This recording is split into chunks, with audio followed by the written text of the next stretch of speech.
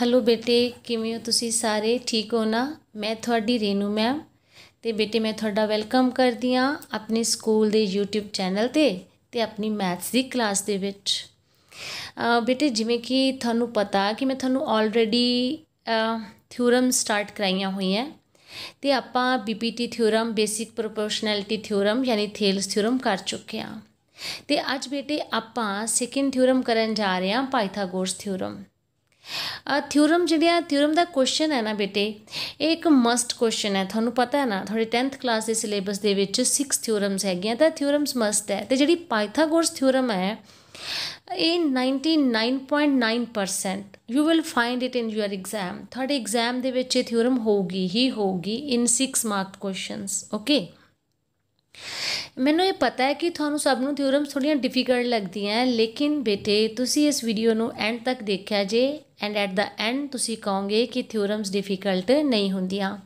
लेकिन एक गल याद रखना कि थ्योरम नू थोड़ा रिवाइज रैपीटिशन थोड़ी करनी पैंदी है। ठीक है मेरे नाल तुसी पहला सीखते जाना है, पहला कुछ भी राइट डाउन नहीं करना, लिखना नहीं, पहला हर एक चीज़ नू समझना है बेटे। उस तो बाद दोबारा तो तुसी वीडियो नू चला के दोबारा तो लिखोगे and you will find that it is very easy. Okay बेटे तो आपां पाइथागोरस करते हाँ लेकिन उस तो पहला मैं चाहनी हाँ कि तुसी अपने स्कूल का चैनल जिहड़ा सबसक्राइब कर दो बेटे, लाइक भी कर दिया जे वीडियो नू ते शेयर भी करिया जे। ठीक है तो मैं थानू करवानी है बेटे पाइथागोरस।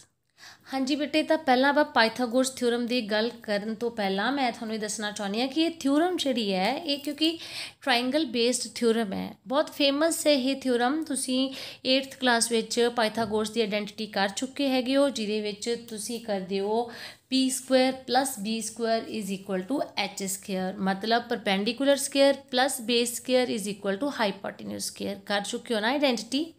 उस चीज़ नू बेटे आपां प्रूव करना है हुण। ठीक है तो पहला तुसी इहदी स्टेटमेंट जिहड़ी है उन्होंने तुसी समझोगे कि पाइथागोरस थ्योरम च है कि एक्चुअली तो पाइथागोरस थ्योरम जिहड़ी है ना बेटे वो राइट एंगल ट्रायंगल ते हुंदी आ। राइट एंगल ट्रायंगल मैंने जिहदे विच एक एंगल जिहड़ा बेटे वो 90 डिग्री का हुंदा है। ठीक है तो थ्योरम की स्टेटमेंट की है, इन अ राइट ट्रायंगल एक समकोण त्रिभुज दे विच स्क्वेयर ऑफ वन साइड किसी एक साइड का जिहड़ा स्क्वेयर हुंदा है ऑफ द ट्रायंगल दी इज़ इक्वल टू बराबर हुंदा है कदे बेटे to the sum of the square of other two sides, दूजियां दोनों साइडां दे स्क्वेयर दे बराबर हुंदा है बेटे।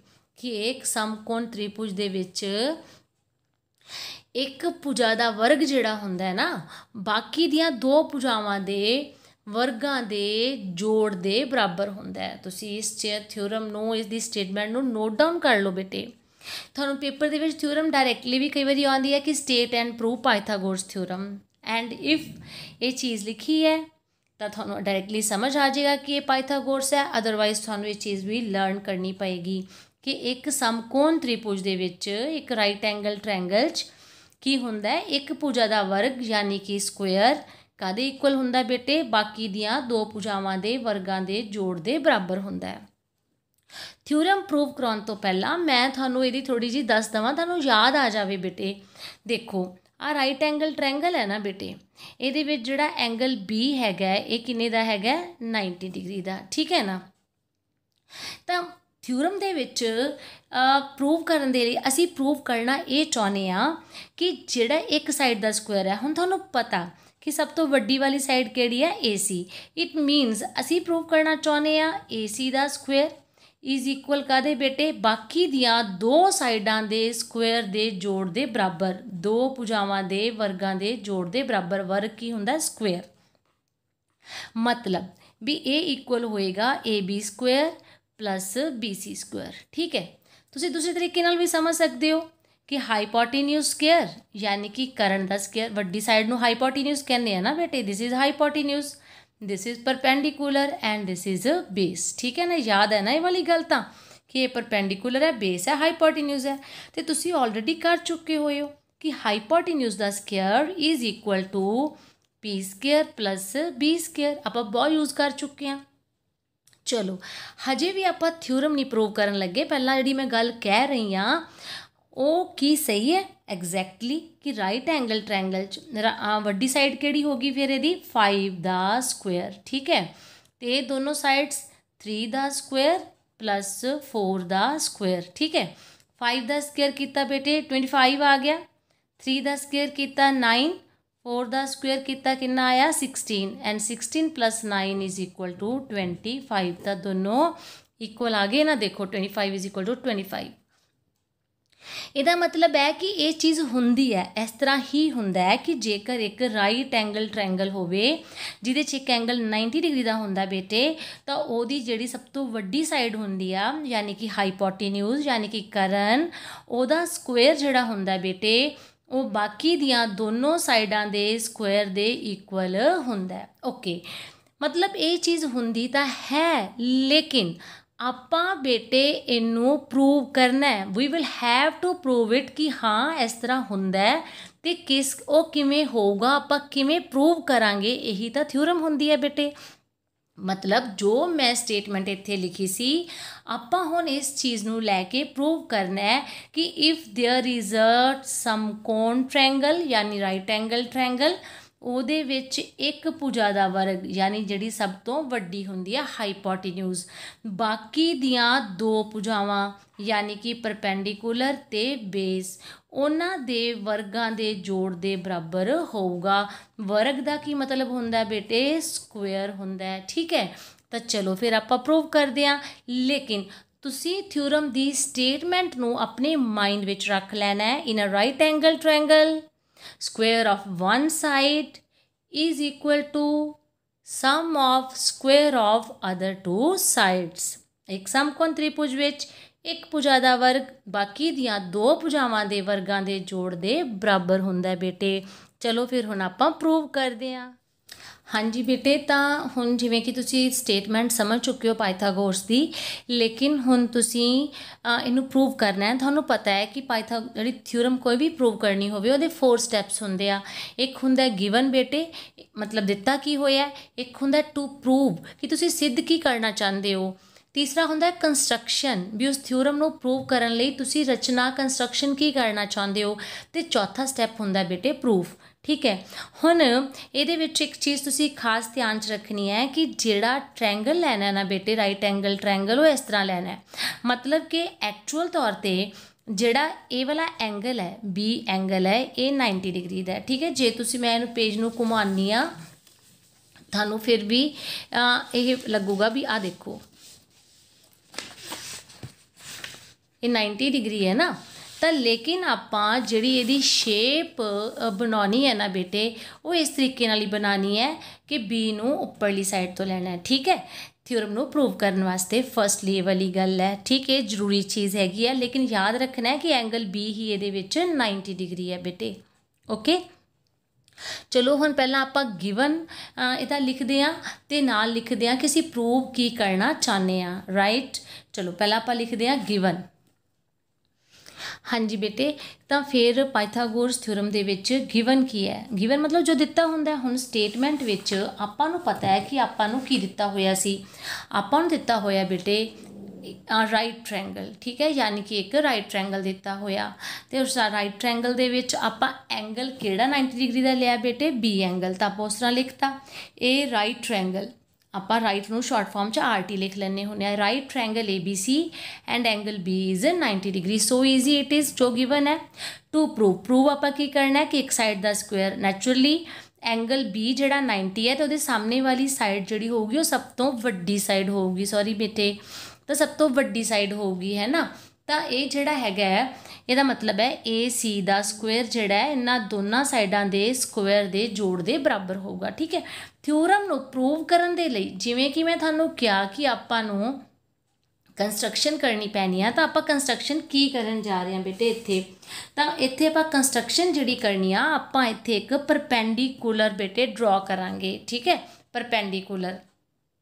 ਪਰਪੈਂਡੀਕੂਲਰ ਦਾ ਮਤਲਬ ਹੈ ਕਿ B ਤੋਂ ਲੈ ਕੇ ਇੱਥੇ AC ਤੱਕ ਇੱਕ ਲੰਬ ਖਿੱਚਾਂਗੇ। ਠੀਕ, ਹਾਂਜੀ ਬੇਟੇ, ਤਾਂ ਫਿਰ ਆਪਾਂ BD ਪਰਪੈਂਡੀਕੂਲਰ ਕੀ ਡਰਾ ਕਰ ਲਿਆ, AC। ਠੀਕ ਹੈ, ਯਾਨੀ ਕਿ BD ਨੂੰ AC ਉੱਪਰ ਲੰਬ ਖਿੱਚ ਲਿਆ। ਲੰਬ ਦਾ ਮਤਲਬ ਹੈਗਾ ਕਿ ਹੁਣ ਜਿਹੜਾ ਆਪਾਂ ਇਹ ਪਰਪੈਂਡੀਕੂਲਰ ਡਰਾ ਕੀਤਾ ਹੈ ਨਾ, इहदा नाम एंगल 1 दे लो तो इहदा नंबर एंगल इहदा नाम 2 दे लो तो ये दोनों एंगल भी की होणगे 90 डिग्री के होणगे। वैरी सिंपल कि जे आपां इत्थे परपेंडिकुलर ड्रॉ किया तो एंगल 90 दे होणगे, तो उस चीज़ नूं आपां इत्थे भी लिख दिता कि B D perpendicular A C draw करो। ठीक है, इत्थे लिख दांगे draw B D perpendicular A C, यानी कि ए सी उत्ते लंब खिंचो तो उसका नाम की है बी डी। ठीक है, हुण वैरी इंपॉर्टेंट चीज़, हुण आपां जो इहनूं प्रूव करना है ना थ्योरम नूं, तां आपां इह सिमिलैरिटी यूज़ करनी है, समरूपता।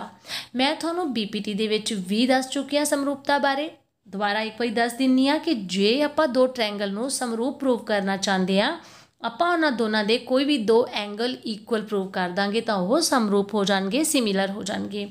तो थ्योरम नूं करन दे लई हुण बेटे आपां की करांगे, ध्यान च रखनी है गल कि तुसी देखिया होना कि जदों आपां इत्थे परपेंडिकुलर ड्रॉ करता तो ये दो ट्रायंगल विच वंडिया गया, एक ट्रायंगल है ABD ते एक ट्रायंगल है BCD। ठीक है, तो आपां की करांगे पहला ध्यान नाल कि जिहड़ा आ छोटा ट्रायंगल है AB ते D, ठीक है, AB ते D भी कह सकते हो तो ADB भी कह सकते हो। ठीक है, जिहड़ा ये छोटा ट्रायंगल है ਉਹਨੂੰ ਲਵਾਂਗੇ, ਉਹਨੂੰ इस ਵੱਡੇ ट्रायंगल ਦੇ सिमिलर यानी समरूप सिद्ध कर ਦਾਂਗੇ। ठीक है, समरूप ओके, छोटे ट्रायंगल ਨੂੰ यानी लैफ्ट साइड वाले छोटे ट्रायंगल ਨੂੰ ਵੱਡੇ ट्रायंगल ਦੇ समरूप सिद्ध कर ਦਾਂਗੇ। ओके, पहला स्टैप अपना यही वाला है। तो ਆਪਾਂ ਇੱਥੇ ਜਿਹੜੇ ਦੋ ट्रायंगल लए ਕਿਹੜੇ इन ਕਿਹੜਾ बेटे ट्रायंगल इन ट्रायंगल, ये राइट ट्रायंगल ही है ना दोने, ADB ट्रायंगल ADB या ABD कुछ भी लिख सकते हो। ठीक है, ADB भी लिख सकते हो, ABD भी लिख सकते हो। एंड दूसरा ट्रायंगल केड़ा लेना है आपां, वड्डे वाला ट्रायंगल ABC। ठीक है बेटे, दोनों ट्रायंगल ले ले। तो इन्हां दोनों ट्रायंगल्स नूं जे सिमिलर प्रूव करना है, सब तो पहली गल बेटे ABD दे विच भी एंगल A आ रहा है तो ABC दे विच भी एंगल A आ रहा है, तो आप इत्थे लिखांगे angle A is equal to angle A तो ब्रैकेट च लिखांगे बेटे कॉमन। कॉमन का मतलब की हुंदा है साझा। ठीक है, मतलब कि A वाला एंगल जिहड़ा ओह की आ गया, कॉमन आ गया।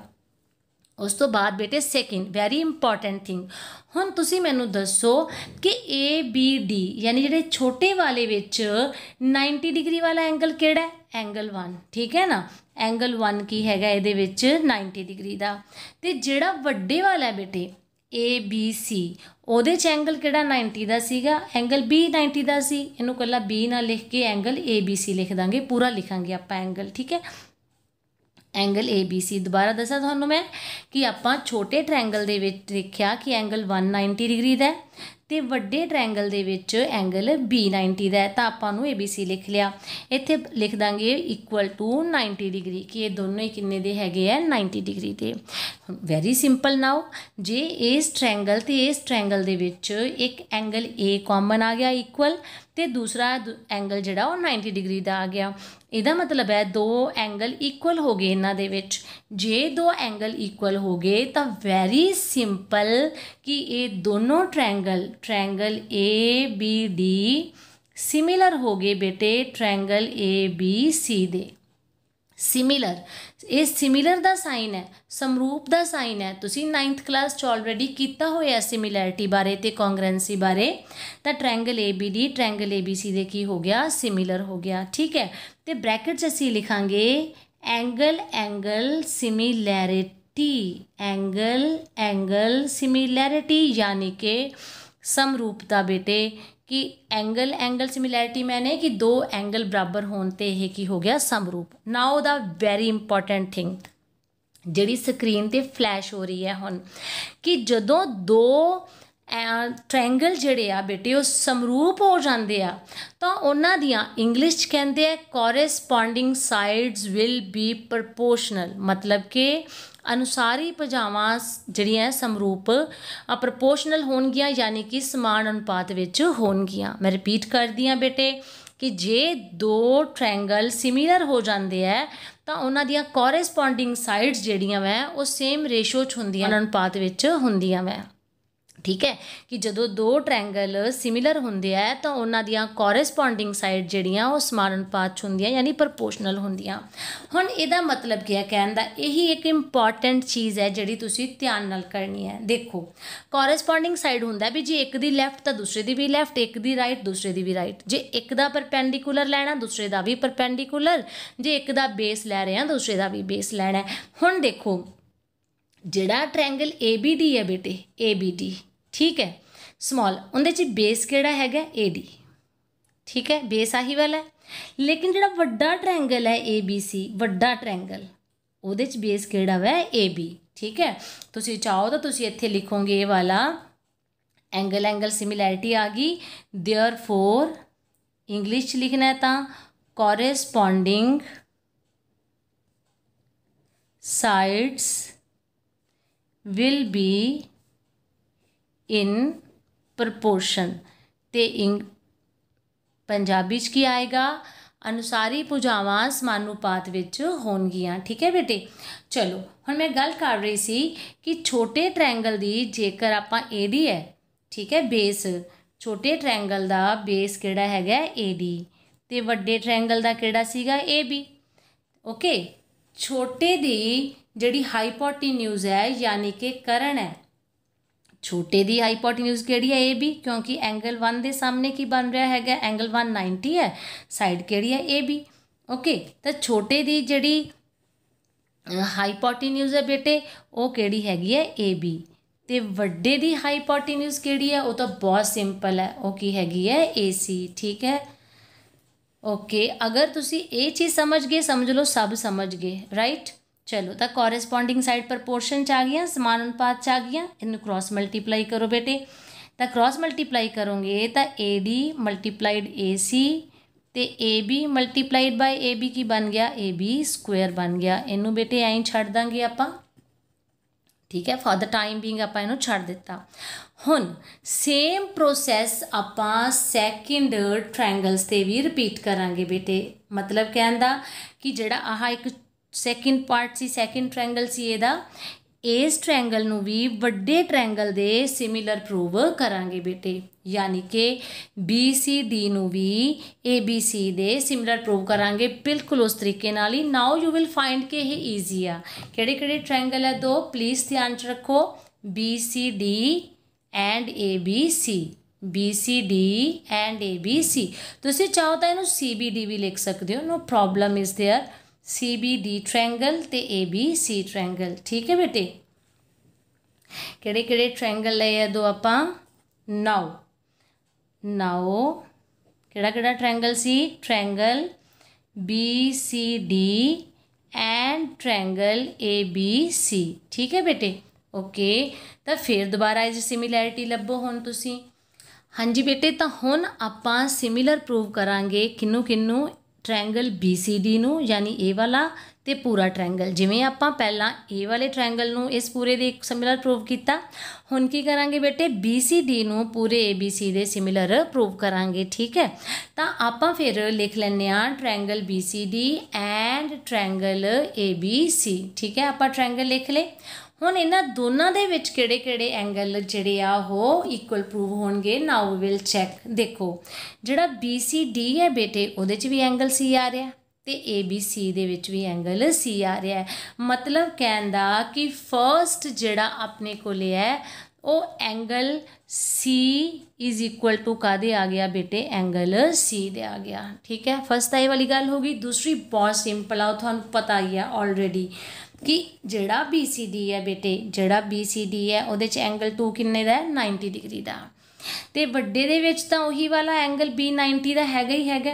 इहदा मतलब ये हो गया कि इहदे विच एंगल 2 90 डिग्री दा ते ओहदे विच एंगल ABC ये दोनों की हैगे है 90 डिग्री दे, ठीक है। इहदा मतलब है आ दोनों ट्रायंगल भी की हो गए, सिमिलर हो गए, क्योंकि ये सानू पता है कि सिमिलैरिटी वास्ते दो एंगल दा इक्वल होना जरूरी है। मतलब ट्रायंगल BCD सिमिलर हो गया ट्रायंगल ABC दे बेटे, ते ब्रैकेट फिर लिख देंगे किवें सिमिलर होया, एंगल एंगल सिमिलैरिटी, ठीक है। फिर एंगल एंगल सिमिलैरिटी मैंने दो कोण बराबर होए तां ये समरूप होए, ठीक है। तो उही वाली गल दोबारा देखो, मैं लिखन नहीं जा रही, बस तुसी देख लेना है। Corresponding sides will be in proportion, अनुसारी भुजावां समानुपात च होणगियां। ओके, हुण मैनू दसो कि एदियां किहड़ियां साइड्स प्रपोर्शन च होणगियां। ओके, तो देखो एदा बेस किहड़ा बेटे, DC छोटे वाले दा, राइट। ते हुण वड्डे वाले दा बेस किहड़ा लैना है आपां, BC, ठीक है। जिवें जदों आपां ए साइड तो लिया सी तां उदों वड्डे वाले दा बेस यह लिया सी, हुण वड्डे वाले दा बेस किहड़ा लवांगे आपां, BC, ठीक है। ओके, तो किहड़ा किहड़ा बेस आ गया, इधरला बेस आ गया इहदा, छोटे वाले दा बेस DC ते वड्डे वाले दा बेस BC, ठीक है। तो छोटे वाले दी हाईपोटेन्यूज केड़ी है, you know it very well, मैनू पता है कि थानू पता है। आ एंगल 290 ते 290 के सामने वाले ही हाईपोटेन्यूज है, यानी छोटे वाले दी हाईपोटेन्यूज केड़ी हैगी है फिर BC, ते वड्डे वाले दी तो सेम ही रहनी है, AC हाईपोटेन्यूज है। ये भी क्रॉस मल्टीप्लाई कर दो, तो कितना आया बेटे, you will tell me, DC multiplied AC and BC multiplied by BC की बनया BC स्क्वायर, सॉरी, ठीक है। DC मल्टीप्लाइड बाय AC ते BC मल्टीप्लाइड BC की बनया BC स्क्वायर। तो थोड़े कोले बेटे दो इक्वेशनस आ गई है ना, एक आ वाली इक्वेशन आई है AD मल्टीप्लाइड AC बराबर AB square, DC multiplied by AC BC square, right. हुण तुसी की करना है, तुसी लास्ट ते पहुँच चुके हो थ्योरम। हाँ जी बेटे, तो फिर आ दो इक्वेशन साढ़े सामने आईयां सी ना, AD multiplied by AC equal to AB square, DC multiplied by AC BC square. Okay, तो तुसी हुण इहदे विच एक ध्यान रखना है, ध्यान ये रखना है कि प्रूफ की करना सी आपां, AB square plus BC square is equal to AC square. AC square तो किते नहीं आया, बट आपां नज़र आ रहा है कि AB स्क्वायर भी आ चुका है ते BC स्क्वायर भी आ चुका है, ठीक है। AB स्क्वायर भी आ गया होया अपने कोले ते BC स्क्वायर भी आ गया होया है, ते इन्हां दोनों नूं ऐड करना है, तो ऐड कर दिंदे हैं बेटे। तो आपां लिखांगे एडिंग किहड़ी किहड़ी इक्वेशन, इक्वेशन 1 एंड 2 बेटे, दोनों इक्वेशनस नूं ऐड कर दो। जदों तुसी ऐड करोगे बेटे तो इधर की बन गया AB square plus BC square, ठीक है। तो इधर नाउ बी अटेंटिव, आह वाला प्लस आह वाला, ठीक है, यानी AD मल्टीप्लाइड AC एक तो आह वाला हो गया, प्लस क्यों आना बेटे, DC मल्टीप्लाइड AC, ठीक है ना, अंडरस्टैंड। नाउ ट्विस्ट, बहुत अच्छा ट्विस्ट है, ध्यान से देखना। देखो AD multiplied by AC, DC multiplied by AC, इन्हां दोनों दे विच बेटे इत्थे भी AC है ना, आ वाला AC, एंड इत्थे भी की हैगा AC। आपां इनू कॉमन कर लांगे, अगर AC इत्थे कॉमन आ गया दोनों विचों, अंदर की रह गया बेटे, एक रह गया AD प्लस की रह गया बेटे DC, ठीक है ना। AC इत्थे भी सी कॉमन आ गया, ये तो उवें रह जाना बेटे, ये कोई चेंज नहीं। Now the last point is, अंदर AD प्लस DC रह गया, लुक हेयर, देखो AD plus DC, this is it ना, ध्यान से देखो, AD प्लस DC मतलब AD प्लस DC। जेकर AD दे विच DC नूं ऐड करांगे तो की आ जाएगा बेटे, AC आ जाएगा। जेकर AD विच DC ऐड करांगे तो की आ जाएगा, AC। इहदा मतलब है बेटे जिहड़ा इन्हां दोनों नूं ऐड करके भी अपने कोले की आ गया, AC आ गया, ठीक है। तो एक AC पहलां ही बाहर पिया होया है, ये तुहानूं पता है कि जे कोई साइन नहीं हुंदा तो वो प्रोडक्ट हुंदी है, ठीक है ना।